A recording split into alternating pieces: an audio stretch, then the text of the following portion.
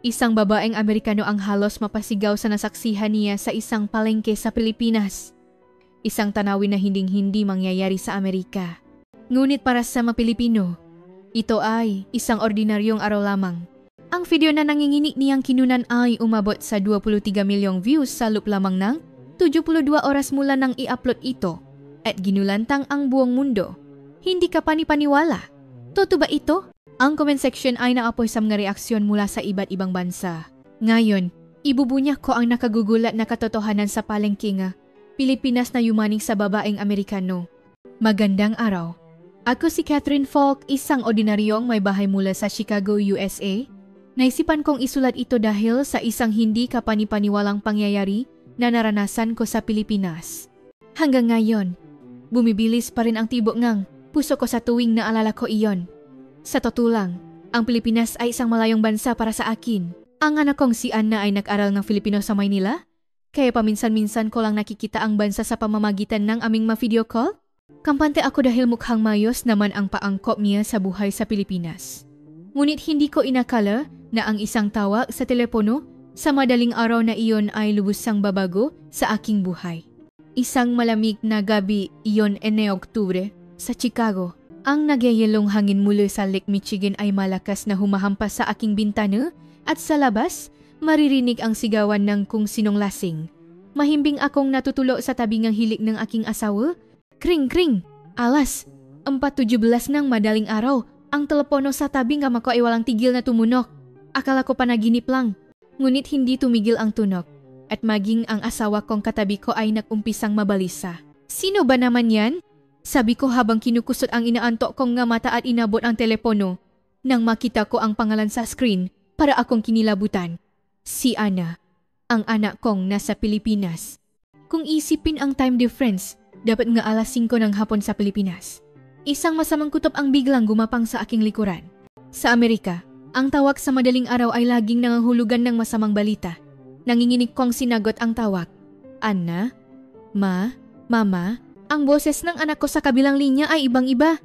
Hirap siyang huminga at nanginginig ang bawat salita na parabang pinipigilan ang pag-iyak. Mama, ang sakit! Ang sakit ng tiyan ko! Para siyang sasabog. Lampas 40 degrees ang lagnat ko. Natatakot akong mag-isa. Sa sandaling iyon, parang tumigil ang paktibok ng puso ko. Ano? 40 degrees? Agad akong nababangon sa kama at ginising ang asawa ko. Nang makita niya ang mukha ko, agad ding nagbago ang ekspresyon niya sa takot. Nagpunta ka na ba sa ER? Anong sabing doktor? Pumunta ako kahapon, pero binigyan lang akong gamot at pinawi. Hindi bumubuti ang pakiramdam ko kahit uminom akong gamot. Mama, please, pumunta ka rito. Natatakot ako. Pabulong na ang huling nga salita niya. Ito ang unang beses na narinig kong nakmakaawa ang karaniwa, matatag at independent kong anak. Gaano kaya kasakit ang nararamdaman niya? Sige anak. Papunta na si mama? Papunta na ako ngayon din. Ngunit hindi ito ganun kadali. Mula Chicago hanggang Pilipinas ay mahigit 15 oras na biyahe at kailangan pa namin ng visa bilang mamamayan ng Amerika para makapasok. Mahal, buksan mo ang laptop, bilis.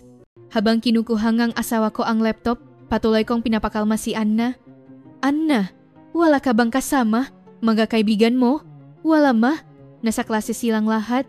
Mag-isa lang ako sa dorm. Nanalangin ako sa aking isipan habang naghahanap ng flight. Ngunit ang resulta sa screen ay nakapanghihina ng loop. Ang susunod na available na flight ay pagkatapos pa ngang 3 araw.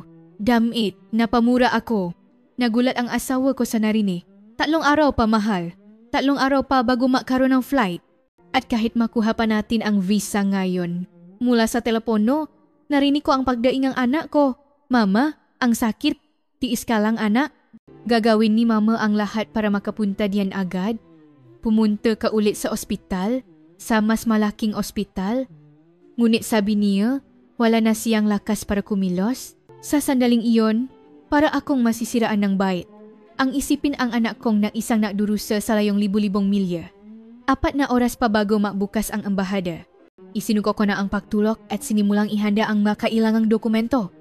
Pasaporte, litrato, invitation letter, bank statement. Kahit emergency visa pa yan, aabutin ng 24 oras, sabi nga asawa ko, nalalong nakpalubhas sa aking pag-alala. Alas 5, alas 6, alas 7. Ang orasan ay tila sadya at mabagal na umuusad. Bawat 10 minuto, nagpapadala ako ngang mensahe kay Anna, ngunit palayo ng palayo ang agwat ng kanyang masagot. Nang sumapit ang 8:00, dali-dali akong pumunta sa embahada. Mahaba na ang pila. Ang burokrasya sa amin ay isa sa pinakamalala sa mundo. Matapos ang 2 oras na paghihintay, ako na ang sumunod. Emergency medical application po. Kritikal ang lagay ng anak ko. Walang emosyon na tinanggap ng staff ang nga dokumento ko. Kahit emergency, kailangan po ang minimum na 24 oras. Pero 40 degrees ang laknat ng anak ko. Rules are rules, ma'am, para akong maya sa lamig ng kanyang boses. Ngunit wala akong gioras para umiyaki. Umuwi ako at muling tinawagan si Anna. Ang tagal bago may sumagot. Please, sagutin mo. Hello? Sa kabutihang palad sumagot siya. Ngunit mas mahina na ang kanyang boses. Mama, nasuka ako. Kanina pa ako nagsusuka. Tumawag kang ambulansya. Ngayon na. Iba ang ambulansya dito, ma. Hindi kanila basta-basta pupuntahan kung hindi ganon kalala ang sintomas. Lalong lumala ang pag-aalala ko sa sinabi niya. Sa Amerika, basta may pera ka, darating agad sila. Biglang naputol ang tawag. Anna! Tinawagan ko ulit ngunit wala nang sumasagot. 5 minuto, 10 minuto, 30 minuto para akong mababalif. Baka nawala na siya nga malay. Baka nag-isa, siyang nakahandusay doon. Makalipas ang 1 oras, sa wakas ay nakatanggap akong text. Ma, okay lang ako. Nasa banyo lang, nakahinga ako ng maluwag, ngunit kasabay nito ang mas matinding pag-alala. Hindi ako nakatulog ng gabing iyon. Habang nakatingin sa Nageelong Lake, Michigan, iniisip ko ang aking anak. Kasing lamig ng tubig ng lawa ang puso ko. Panginoon, huwag niyo po siyang pababayaan. Kinabukasan, bumalik ako sa embahada para kunin ang visa. Himala, na-release ito sa loop lamang ng 1 araw. Siguro'y naawas sila sa hitsura kong pagod na pagod. Mula sa taxi papuntang airport, tinawagan ko si Anna. Anna, papunta na si Mama sa airport? Makikita tayo pakalipas ng 15 oras. Talaga, ma? Darating ka? May bahid ng ginhawa sa kanyang boses. Ngunit hindi ko pa alam noon na ang naghihintay sa akin sa Pilipinas ay hindi lang ang may sakit kong anak, kundi isang karanasang lubusang babago sa pananaw ko sa buhay. Nang lumipat ang eroplano, naalala ko ang kabataan ni Anna. Ang 5 taong gulang na si Anna na nilalagnat, ang 7 taong gulang na si Anna na nadapa sa bisikleta at nagasgasan ang tuhod. Noon, kasama mo si Mama, anak. Pinapainom kitang gamot. Nilalagyan ng bandet ang sugat mo at sinasabing okay lang yan. Tiis ka lang, anak. Kaunti na lang. Papunta na si Mama. Lumilipat ang eroplano sa ibabaw ngang walang katapusang ulap. Mga 3 oras na ang nakalipas ng mag-serve ng pakain, ngunit hindi ako makalunok. Isang lalaking Amerikano sa tabi ko ang nagtanong ng may pag-alala. Are you okay, ma'am? You look pale. I'm fine. My daughter in the Philippines is sick and I'm on my way to see her. Oh, that's tough. I have kids too. I know how that feels. Halos mayak ako sa mainit niyang salita.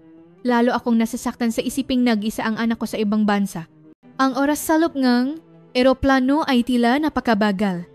Hindi ako makapag-focus sa panonood ng pelikula o pagbabasa ng libro. Tinitignan ko lang ang relo at inaabangan ang pagdating. Isang flight attendant ang lumapit. Anything I can get for you, ma'am? No, I'm fine. I just wish we'd arrive sooner. Gumiti siya ng may paggunawa at binigyan ako ng isang bote ng tubig. Make sure to stay hydrated, especially when you're worried. Nagpasalamat ako sa kabaitan niya. Sa labas ng bintana, natatanaw ko ang malawak na karagatang Pasipiko. Ang isiping tinatawid ko ang lawak na ito para makarating sa Pilipinas ay dati hindi ko akalain. Ngayon, gusto ko lang na lumipas ito ng mabilis.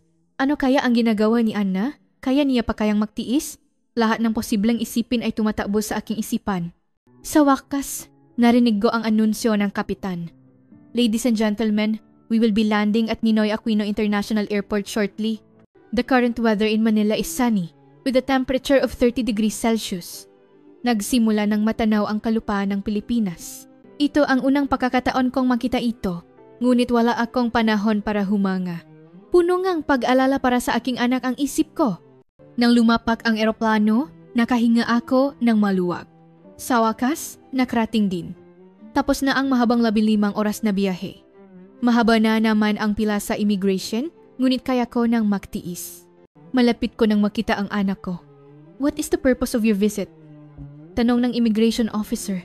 My daughter is sick. She's studying here. Tiningnan ako ang officer sa mata at mabilis na tinatakan ang pasaporte ko. Marahil ay nakita niya ang desperasyon sa aking mukha. Kinuha ko ang aking bagahe at lumabas ng airport. Sinalubong akong mainit na hangin at sikat ng araw. Mas mainit kaysa sa Chicago. Ngunit wala akong panahon para namnamin ang panahon. Sumakay ako ng bus papuntang Quezon City, tinitignan ang tanawin sa labas. Matataas na gusali, masisikip na kalsada, at isang napaka-organisadong kaguluhan. Ibang-iba ang kapaligiran kumpara sa Amerika. Sa bus, tinawagan ko si Anna. Anna, I'm here. I'm on my way to Quezon City. Ma, you're really here. I missed you. Kahit mahina pa rin ang boses niya. Ramdam kong gumaan ang loop niya nang malaman na dumating na ako. Makalipas ang isang oras, nakarating na ako sa lugar kung saan siya nakatira. Gaano kaya kalala ang pinagdadaanan niya? At anong magkakamanghamanghang bagay ang masasaksihan ko rito? Bumaba ako ang bus at naglakad papunta sa dormitoryo ni Anna.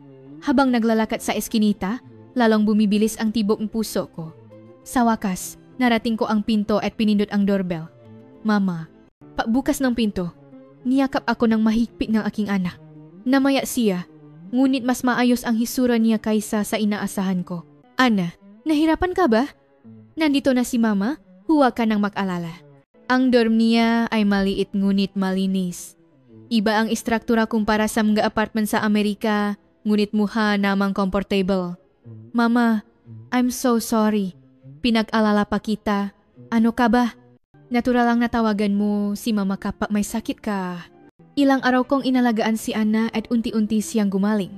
Stress-induced gastritis pala ang sakit niya at dahil siguro sa pagdating ko, mabilis siyang naka-recover. Gumaan ang loop ko nang makitang bumabalik na ang kulay sa kanyang mukha. Makalipas ang isang linggo, sabi ni Anna, Ma, I'm okay now. Let me show you around the neighborhood. There's this traditional market here that's really interesting. Palengke? Marami rin namang market sa Amerika. Iba ang palengke dito. Ma, magugulat ka kapag nakita mo. Hindi ako masyadong umasa, ngunit sumama ako sa kanya. Ang lugar ay tinatawag na Farmers Market sa Cubao. Pagpasok pa lang namin sa entrada, ramdam ko na ang siglang lugar, ang sigawan ng mga tindero at tawanan ng mga mamimili ay nagahalo-halo. Ngunit habang papalayo kami sa loop, nagsimula akong makaramdam ng kakaiba. May isang bagay na talagang iba kumpara sa mga palengke sa Amerika.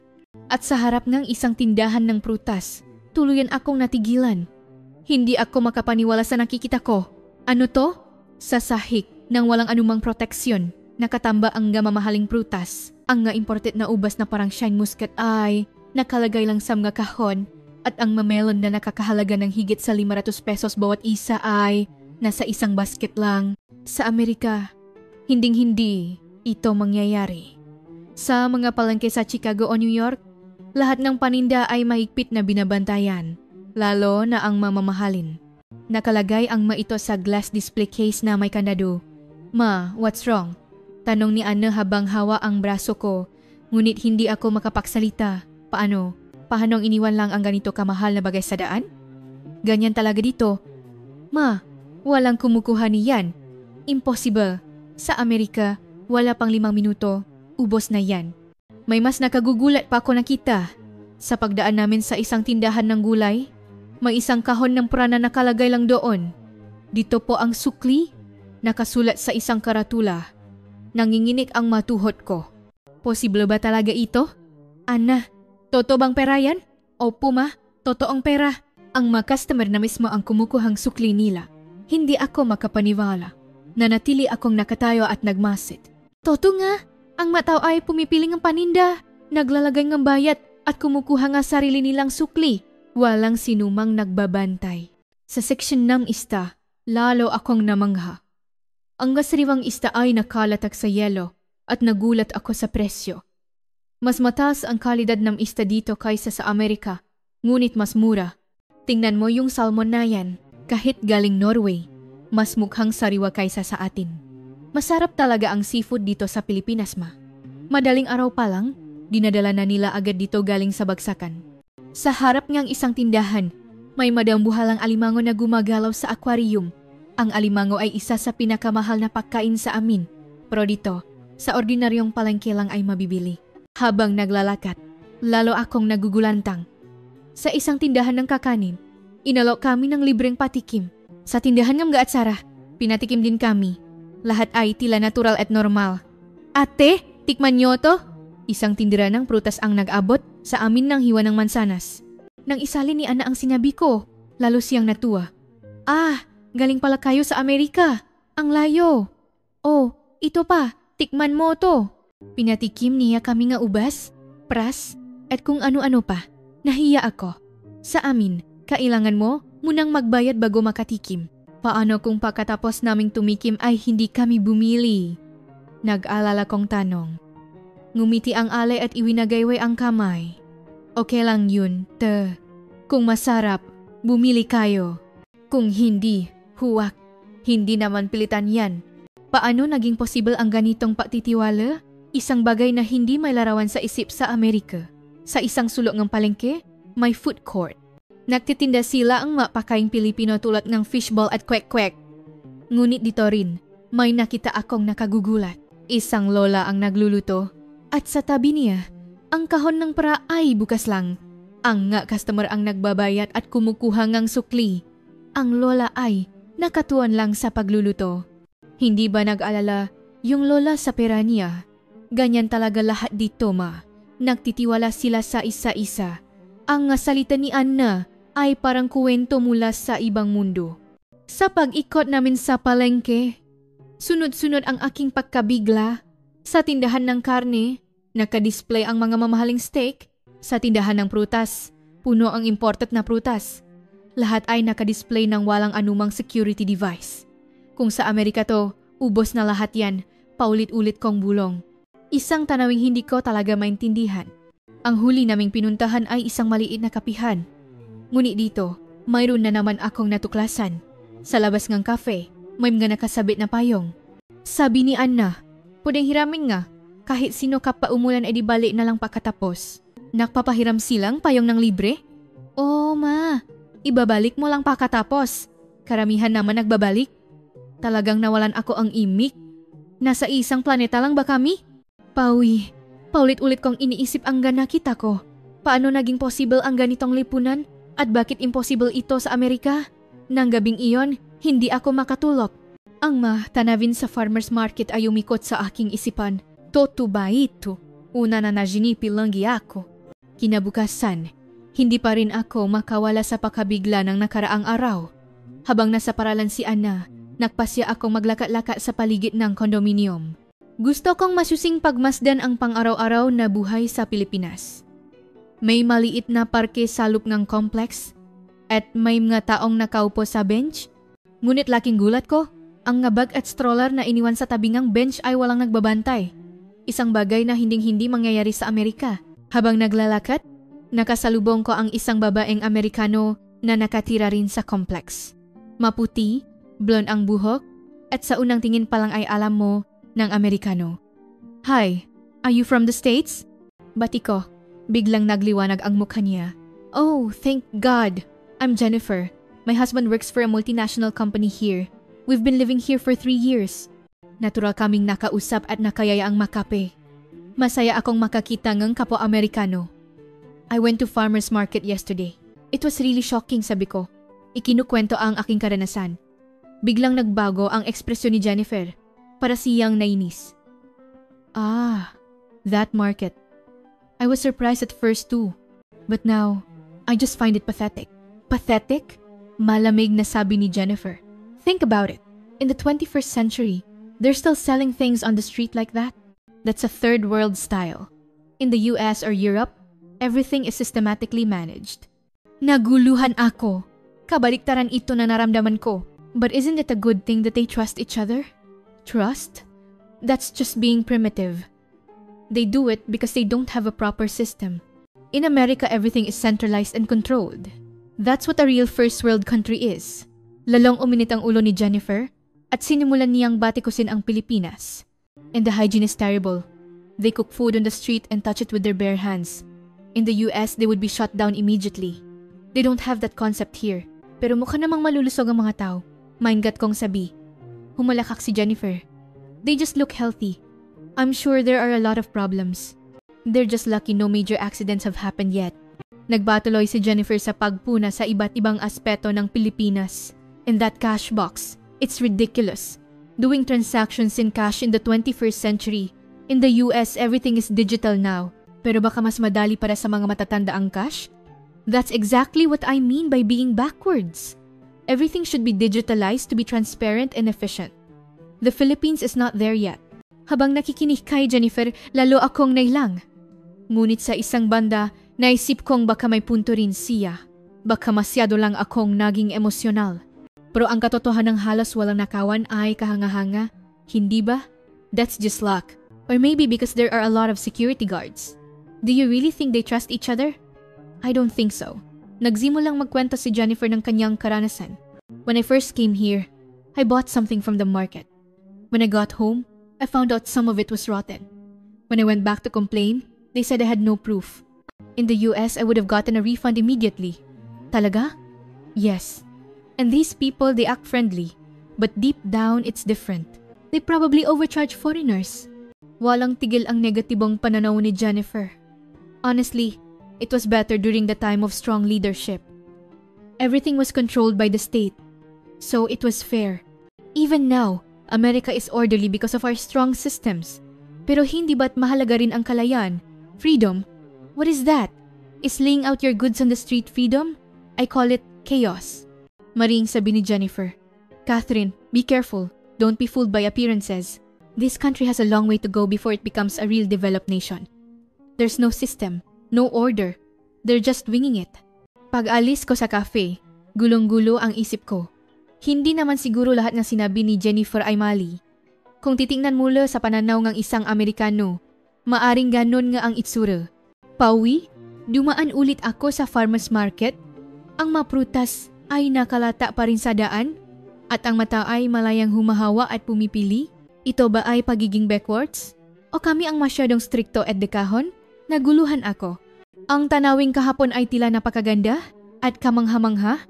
Ngunit pagkatapos marinig ang sinabi ni Jennifer, nasimula ko itong tingnan sa ibang paraan. Nang gabing iyon, ikinuwento ko kay Anna ang usapan namin ni Jennifer. I think that woman doesn't really understand the Philippines. She's been living here for years, but she can't get past her prejudices. Pero may mga sinabi siyang may punto. Ma, why don't we go to the market tomorrow at dawn? I think you'll see the truth then. Ang suhestiyon ni Anna ay interesante. Ano kaya ang matutuklasan ko sa palengke sa madaling araw? Tama kaya si Jennifer? O tama ang unang pakiramdam ko? Alas 5 madaling araw kinabukasan, habang madilim pa, umalis kami ni Anna. Ang malamig na hangin ay gumising sa aking diwa. Walang-wala ito sa lamig ng Chicago. Ngunit ang hangin sa madaling araw ay laging malamig. Ma, at this time, we can see how the vendors prepare. Pagdating namin sa palengke, may mga ilaw ng nakasindi. Isa-isang nagbubukas ng kanilang mga pwesto ang mga tindero, tahimik kong pinagmasdan ang kanilang mga kilos. Ang una kong napansin ay ang paglilinis. Isang tindero ng prutas ang hindi lang, ang harap ng kanyang pwesto ang winalis, kundi pati na rin ang daanan sa paligid. Nagbuhos siya ng tubig para mawala ang alikabok at pinunasan ng basahan ang kanyang display. Ang sipa nyo naman po kuya, ang aga pa, bati ni Anna. Ngumiti ang lalaki. Naku, ma'am, dapat lang. Para malinis, ang paninda para sa mga customer. Isa-isang inayos ng lalaki ang mga prutas. Laking gulat ko. Ang mga may counting sira ay binubukot niya. Itatapon niyo po yan. Hindi po, ma'am. Ipunin to tapos ibebente ng mura sa mga gumagawa ng juice. Sayang naman kung itatapon. Sa Amerika, karaniwan ng hinahalo ang nasirang prutas. Ngunit dito, maingat nilang pinahihiwalay. Sa katabing pwesto, isang ale ang nagaayos ng gulay. Tinatanggal niya isa-isa ang ngaluyang dahon at ang mga magaganda lang ang inilalagay sa display. Habang pinapanood ko ang kanyang masinop na pagtatrabaho, naunawaan ko kung gaano kapuno ng prejudice ang sinabi ni Jennifer. Nay, hindi po ba kayo napapagod? Ang aga niyo po? Ay, hindi na. 40 taon ko na tong ginagawa. Ito na ang buhay ko. Kailangan makbenta ng magandang paninda para balikan kang suki. Sa seksyon ng isda, lalo akong namangha. 4:00 pa lang daw ng madaling araw. Galing na sila sa Nafotas Fish Port para kumuha ng isda. Ang pagsisikap nilang panatilihing sariwa ang isda sa pamamagitan ng patuloy na paglalagay na yelo ay kahanga-hanga. Itong lapu-lapu na to, Ma'am, 2 oras pa lang ang nakalipas buhay to. Tingnan nyo, matigas pa ang laman. Ipinakmamalaking ipinakita ng tindero ang isda. Talagang napakasariwa. Ngunit sa sandaling iyon, nasaksihan ko ang isang tunay na nakagugulat na eksena. Isang tindero ang may dalang kahon ng pera at papunta sa banyo. Ngunit ang kahon ng pera ay iniwan lang niya sa harap ng kanyang pwesto. Bukas pa? Okay lang po yan? Gulat kong tanong. Ngumiti ang alis sa katabing pwesto at sumagot. Ganyan talaga dito. Kami-kami na ang nagbabantayan. Malalaman namin agad kung may gagalaw diyan. Toto nga, makalipas ang 5 minuto, bumalik ang lalaki at ang kahon ng pera ay naroon pa rin. Tulad ng walang nangyari, nagpatuloy siya sa trabaho. Sa dulo ng palengke, may mga babaeng gumagawa ng atsara.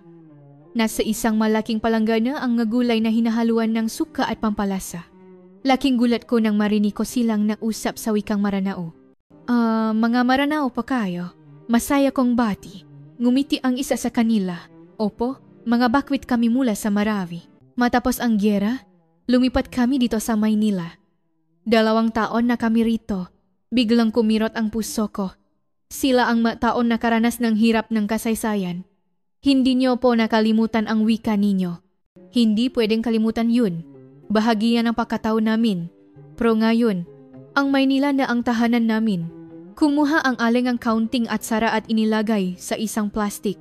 Dahil galing ka sa malayo anak pakitang interes, para sa'yo to, tikman mo, naku, huwa po, babayaran ko, huwa na. Regalo namin yan sa iyo.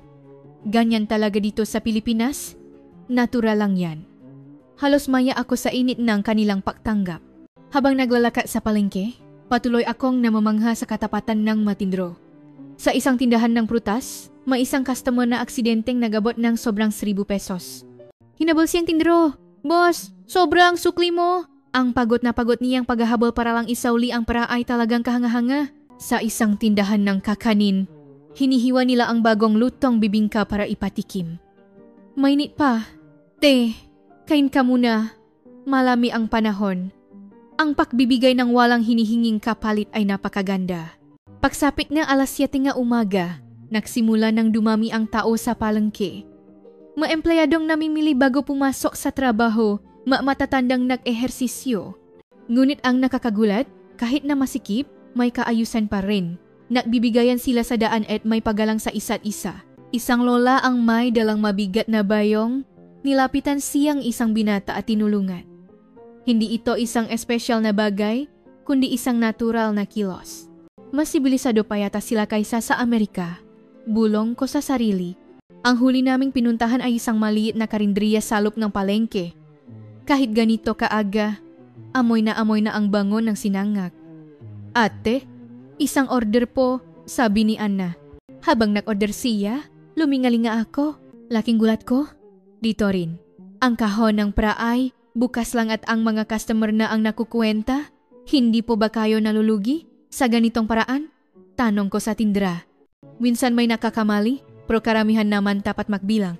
Mas marami pa nga ang nag-iwan ng sobra kaysa kulang. Lalo akong namangha sa sinabi niya.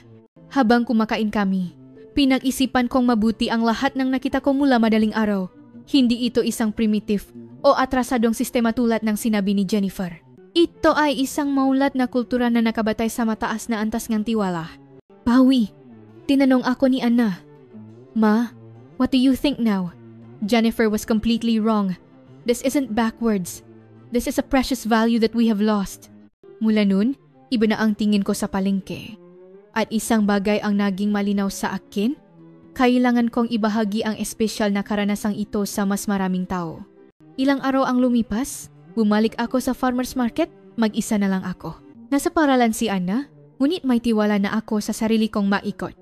Higit sa lahat, gusto kong muling makita ang nga alin na Maranao. Pumunta ako sa tindahan nila nga atsara sa dulong palengke. Mula sa malayo, naririnig ko na ang kanilang usapan sa Maranao. Paglapit ko, nandun sila, gumagawa nga atsara. Magandang umaga po, mga ate. Bumalik po ako. Uy, ikaw pala yung taga-Amerika. Tuloy ka. Masaya nila akong sinalubong na parabang isang matagal ng kaibigan. Araw ngang paggawa nga. Atsara ngayon. Gusto mong manut? Tumango ako. Sa Marawi po, gumagawa rin kayo nga atsara? Oo naman. Kahit noong kasaksagan ng gulo, gumagawa kami. Mahirap makahanap ng gulay nun, pero gumagawa kami ng paraan. Ang lola ko ang nagturo sa amin ng resipe. Nagsimulang makwento ang isang ale. Nang matapos ang gyera, naiwan kami sa Marawi. Walang-wala kami, mahirap, walang makain. Nakita ko ang pagluha sa kanyang nga mata. Noong nga panahong iyon, ang tanging pinanghawakan ng lola ko ay itong resipeng atsara. Ang pakaing Pilipino ang aming pakakakilanlan. Nagpatuloy ang isa pang ale. Tama yun. Kahit gaano kahirap, gumagawa kami ng atsara. Yun ang patunay na kami ay Pilipino. Kahit na tinitingnan kami ng masama ngang iba, hindi kami sumuko. Nakinig ako sa kanilang makwento at nahanti ang puso ko. Sila ang mataong pinanatili ang kanilang pagkakakilanlan sa gitna ngang unos ng kasaysayan. Habang nag-usap kami, isang ale ang pumasok sa loop at may dalang lumabas. Tikman mo to. Espesyal na atsara namin to. Ang atsara sa platito ay medyo iba. Ang kulay ay mas matingkat at kakaiba ang amoy. Iba po ito at sarang Maranao yan. Gawa sa mga sangkap na makikita sa Mindanao, sa halip na sili, gumagamit kami ng sakurap at palapa. Isang subo pa lang, kakaiba na ang lasa. Ang asim-tamis ng atsara ay may kakaibang anghang at aroma. Wow, ang sarap po nito. Masarap din yan sa rendang. Gustong-gusto yan ng nga kaibigan naming Kristiyano. Nakalimutan ko ang oras habang kausap sila. Sila ay hindi lang nga tindera ng atsara. Sila ay masaksi ng kasaysayan at tulay sa pagitan ng dalawang kultura. Ate, hindi po ba mahirap magtinda dito sa palengke? Mahirap no ang una. Hindi kami marunong magtagalog at unang beses naming magnegosyo. Pero ang mataw dito, napakabait. Tinulungan kami, tinuruan. Isang alin na Pilipino sa katabing pwesto ang ngumiti at sumali sa usapan. Dahil sa kanila, nakakaroon din kami ng mga customer na Muslim. Sila ang nagiging translator namin. Isang napakagandang halimbawa ng pagsasama-sama. Mga taong may iba't ibang pinakmula na bumubuo ng isang komunidad. Tinuruan nila ako kung paano gumawa nga Sara. Ganito ang paghiwang ng papaya. Hindi masyadong manipis, hindi masyadong makapal. Sakto lang, naging parang bata ulit ako. Nang may pumasok na isang turista na hirap magtagalog, ako ang tumulong mag-translate. I can help you, sabi ko sa kanya. Nagliwanag ang mukha niya. Oh, thank you so much.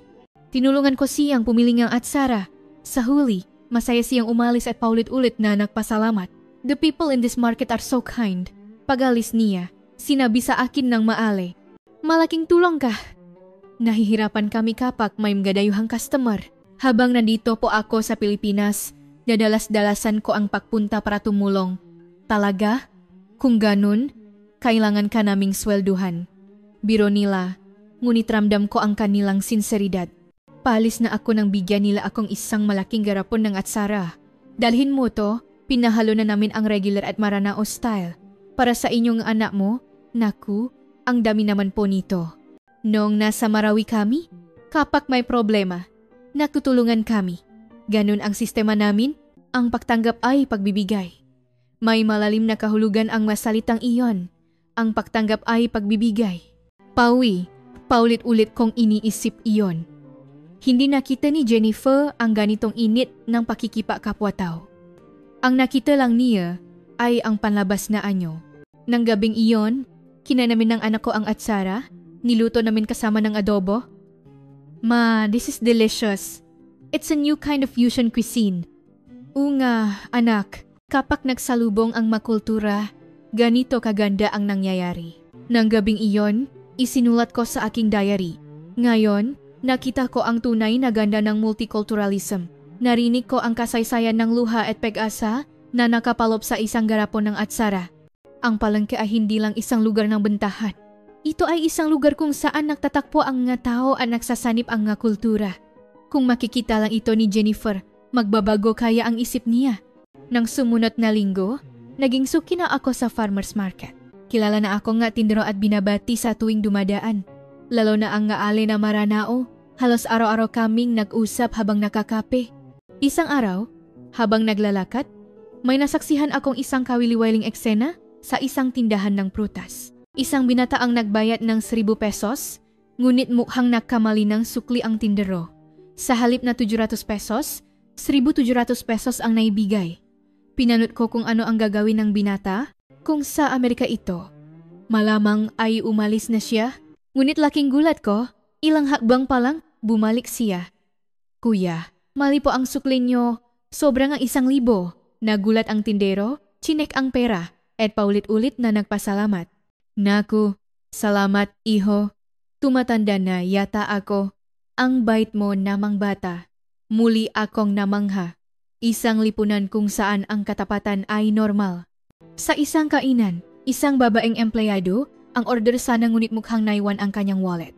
Ay, sorry po, naiwan ko yata ang wallet ko sa opisina. Ngumiti ang tindera at sinabing, okay lang, te, kumain ka na muna mamaya mo na bayaran. Talaga po, babalik po ako mamayang hapon. Oo naman, magugutom ka. Sige na, kumain ka na. Ako na nanonood ay talagang nagulat. Ngayon lang niya nakita ang customer pro pinautang na niya. Sa Amerika, hinding-hindi ito mangyayari. Kung wala kang cash, hindi ka makakabili. Lalo akong namangha nang makita kong bumalik nga ang babae makalipas ang 2 oras para magbayad. At may dala pang soft drinks para sa tindera bilang pasasalamat. Habang naglalakad, may isang lolo na nakahulog ng 1,000 peso bill. Mabilis ko itong pinulot at tinawag siya. Lolo, nahulog po ninyo. Lumingon ang matanda at nagpasalamat. Naku, salamat, ineng. Buti na lang tapat kang bata ka. Bihira na ang ganyang kabataan ngayon. Natural lang po yun. Napansin siguro niya ang aksen ko. Dayuhan ka ba, ineng? Saan ka galing? Sa Amerika po? Naku, ang layo. Mabuting bansa rin ang Amerika, pero kumusta ang Pilipinas para sa iyo? Napakagandang bansa po. Lalo na itong palengke. Ngumiti ang lolo. Maganda ang palengke namin, ano? May buhay tao kasi dito. Isang gabi, napasya ako. Kailangan kong gawan ng video ang karanasang ito at ipakita sa mga kababayan ko sa Amerika. Ano kaya ang magiging reaksyon nila? Hindi ako makatulog ng gabing iyon. Ang maimaha ni Tiwala sa palengke na Pilipinas ay paulit-ulit na tumatakbo sa isip ko. At bigla, naalala ko ang aking pagkabata. Ang Amerika noong 1900. Bumanggon ako at umupo sa tabi na bintana. Habang pinagmamasdan ang kumikinang na ilaw ngang Maynila, naalala ko ang kulay abong tanawin ngang Chicago. Noong bata ako, ang Amerika ay puno ngang individualismo. Every man for himself. Ito ang kaisipang namamayani. Bihira ang pagtitiwala sa kapwa. Ang magapitbahay ay hindi nag-usap, ang magkakaibigan ay may mga hidden agenda. Bakit nga ba tayo naging ganito? Na hindi tayo nagtitiwala sa isa't isa? Tanong ko sa anak ko kinaumagahan. Siguro dahil sa sistema ma. Everyone is taught to look out for number 1. Toto nga. Ang kapitbahay mo ay maaring idemanda ka. Ang kaibigan mo ay maaring siraan ka. Isang maling salita lang at maari kang mawala ng trabaho. Laging sinasabing lolo ko, watch your back. Kaya laging maingat kami. Hindi kami napapakita ng tunay na damdamin. Itinatago ang salobin. At ngumingiti lang sa labas. Ito ang paraan para mabuhay. Ganon din sa mga tindahan. Tinitingnan ng nga tindra ang nga customer na parang magnanakaw. At ang nga customer naman ay nagdududa sa mga tindra. Kailangan mong suriin ang binili mo bago ka umalis. Dahil pag-uwi mo, baka iba na ang laman. Pero ang mas malungkot ay unti-unti, naging ganon na rin kami.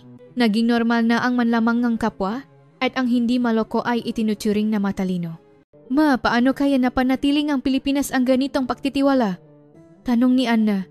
Napaisip ako ng malalim. Siguro dahil malakas ang kanilang community spirit. Tayo ay itinulak sa individualismo. Pero dito, buhay pa ang konseptong tayo. Oo nga, may isang salitang madalas gamitin ng nga tindero sa palengke. Ating palengke, ating nga suki, ating lugar. Sa Amerika, malinaw ang pagkakaiba ng akin at iyo. Pero dito, tila may konsepto nga atin. Isang linggo ang lumipas, buwan na ang desisyon ko. Gagawa akong video tungkol sa mga kamanghamanghang bagay na naranasan ko sa palengke ng Pilipinas at ipapakita sa mga Amerikano. Tinulungan ako ni Ana sa pag-shoot. Ma, ano nga esena ang gusto mong kunan? Yung nga esenang pinaka-hindi ka panipaniwala para sa mga Amerikano. Ang kahon ng pera, ang mamahaling prutas na nakalatak lang, at ang pautang. Maaga kaming pumunta sa palengke. Nagpaalam kami sa matindero at sinimulan ang pag-shoot. Pumayak naman sila lahat.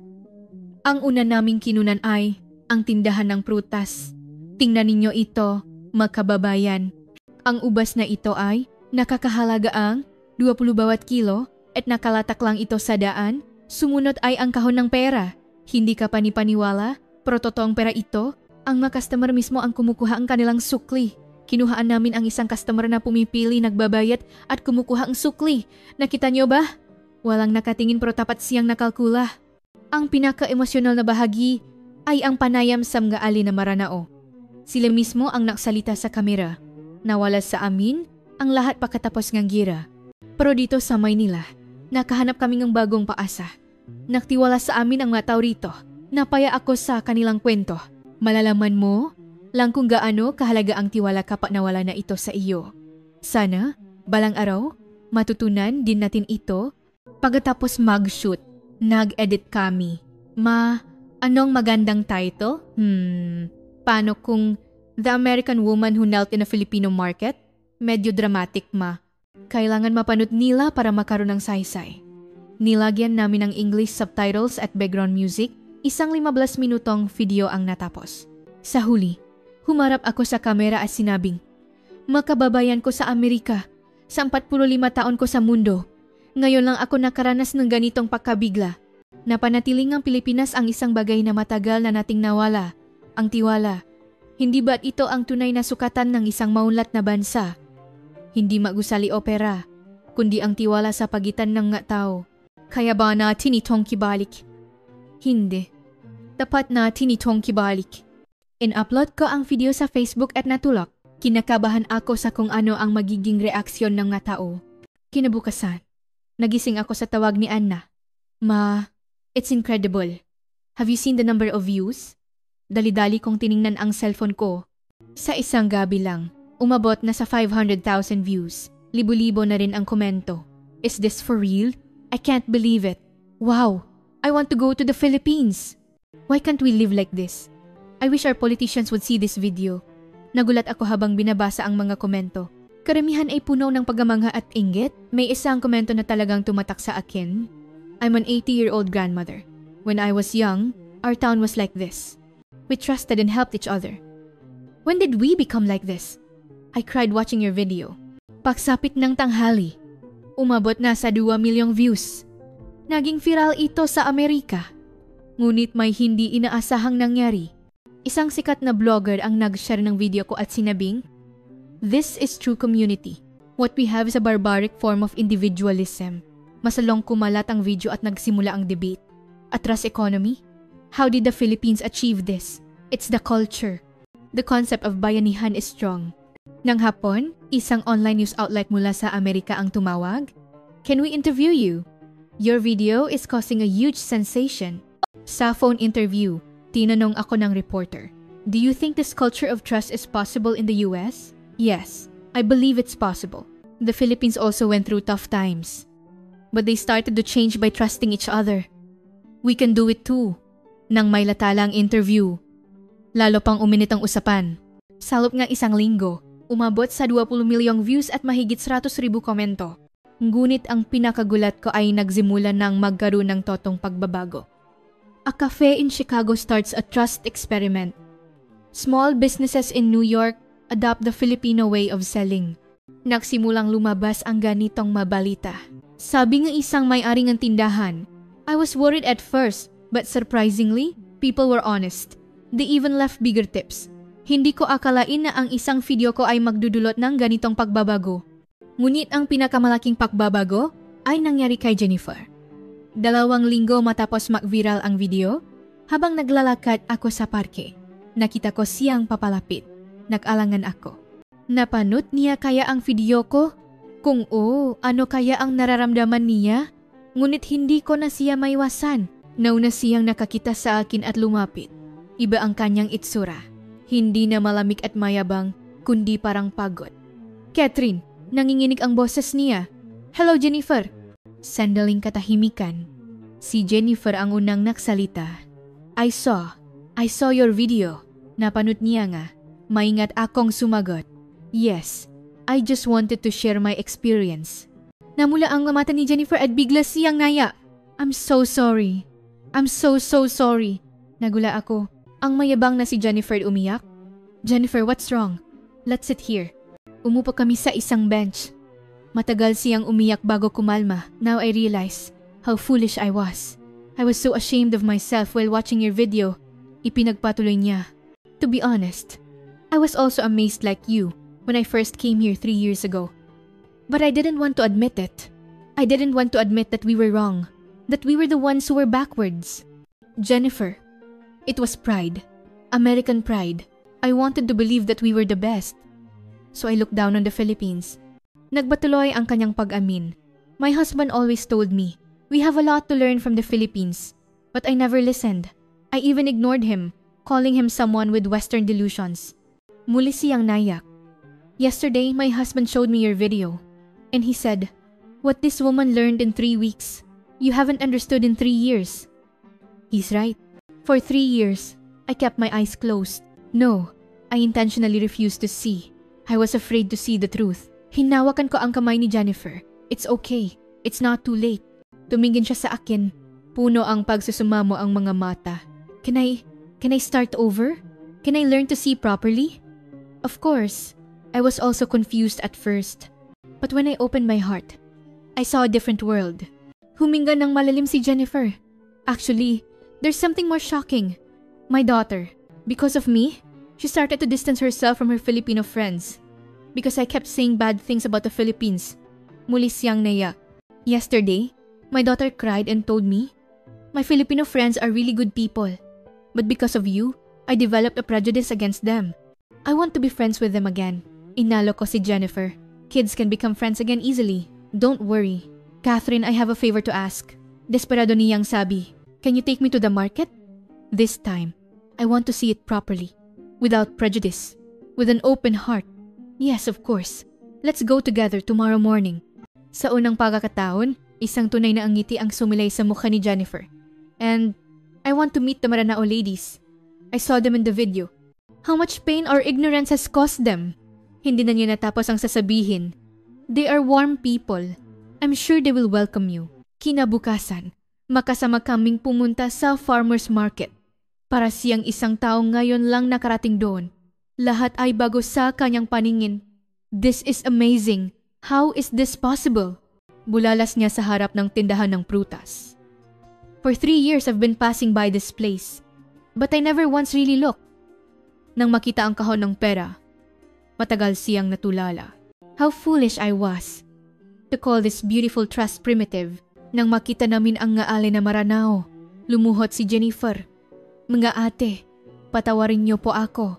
Bilang isang dayuhan, sa lahat ng aming kamangmangan. Nagulat ang maali at itinayo si Jennifer. Naku, ano ka ba? Tumayo ka diyan. Ang nakaraan ay nakaraan na. Kailangan nating mabuhay sa kasalukuyan. Isang ali ang pumahit sa luha ni Jennifer.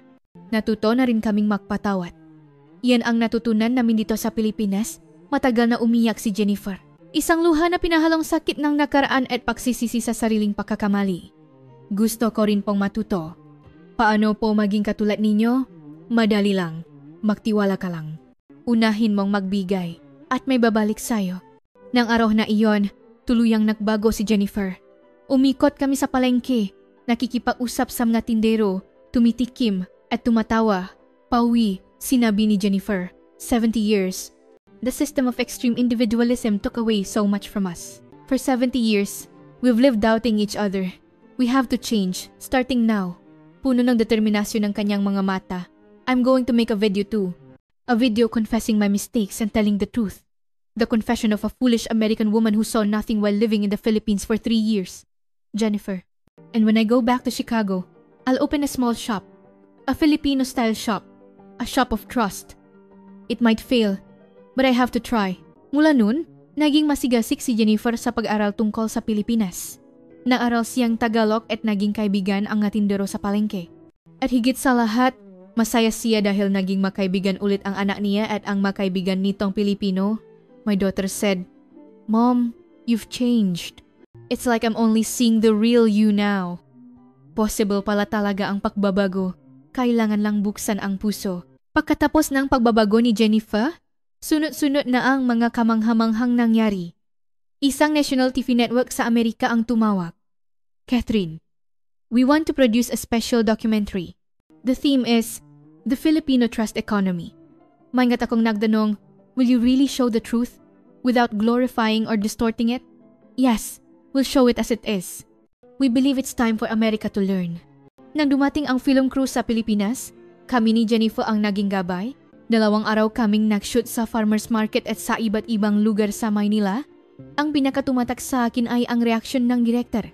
"I've been in this business for 30 years, but this is the first time. I can leave my camera anywhere, and it's still there when I get back." Toto nga. Ang mamahaling kagamitan nila sa pag-shoot, kahit iwanan sandali, walang gumagalaw. In the US, that would be gone in 5 minutes. Ang panayam sa mga alin na maranao ay lalong nakaanti. Nawala sa amin ang lahat. Pero dito, mas malaki ang aming natanggap. Ang tiwala. Dahil nagtitiwala kami sa isa't isa, umuunlad ang negosyo at payapa ang aming kalooban. 2 linggo pagkatapos, ipinalabas ang dokumentaryo sa buong Amerika. Nabalitaan kong napakataas kam ratings. Pagkatapos kam broadcast, nakagulo ang internet sa Amerika. This is possible. Let's do it too. Long live the trust economy.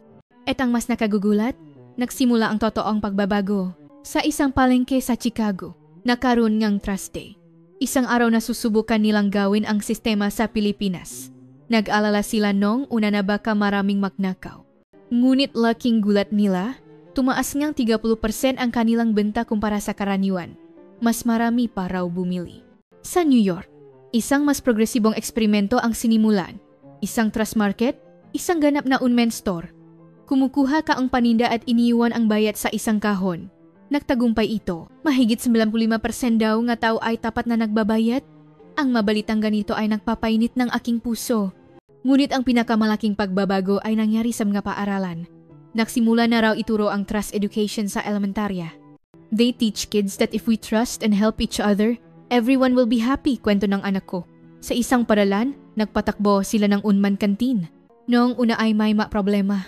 Pero dahil ang mga bata mismo ang nagtuturuan at nagbabantayan, agad itong naging maayos. Lahat ng pagbabagong ito ay nagpamulat sa akin. Ang buto ay naroon na pala. Sa puso ang mga Amerikano, mayroon ding buto ang tiwala at katapatan. Nagyelo lang ito sa loob ang 70 taon. Ngayon, dumating ang taksibol at nagsimula ng sumibol ang butong iyon. "Ma, you have to go back to the US soon. Aren't you going to miss this?" Tanong ni Anna. "I will miss it. But now I have hope. I know that America can change too." Toto iyon. Gusto kong dalhin pawi ang mga natutunan ko sa Pilipinas at magsimula ng kahit maliit na pagbabago. Hanggang dito na lang ang kamanghamanghang kwento ni Catherine, isang babaeng Amerikano na kanya naranasan sa isang palengke sa Pilipinas. Isang kwento na higit pa sa pakakaiba ang kultura na nagpapaalala sa atin tungkol sa pinakapangunahing halaga ng lipunan, ang tiwala. Tila ba ang 70 taon ng nailong lupa ang kawalan ng tiwala ay hinipan ng mainit na hangin ng taksibol mula sa Pilipinas? Hindi ba maririnig nating itanim ang ganitong mabutong pagbabago sa ating paligid? Kung nagustuhan ninyo ang kwentong ito, mangyaring I-like at mag-subscribe sa channel at higit sa lahat, pakishare ang video na ito. Ipaalam natin sa buong mundo ang ganda ng isang lipunang may tiwala at mas lalo pa nating pangalagaan ang mahalagang-halagang ito. Bawat share ninyo ay isang maliit na buto na gagawing mas mainit at mapakatiwalaan ang ating mundo hanggang sa susunod na mas nakakaantik at puno ngang paasang kwento. Maraming salamat.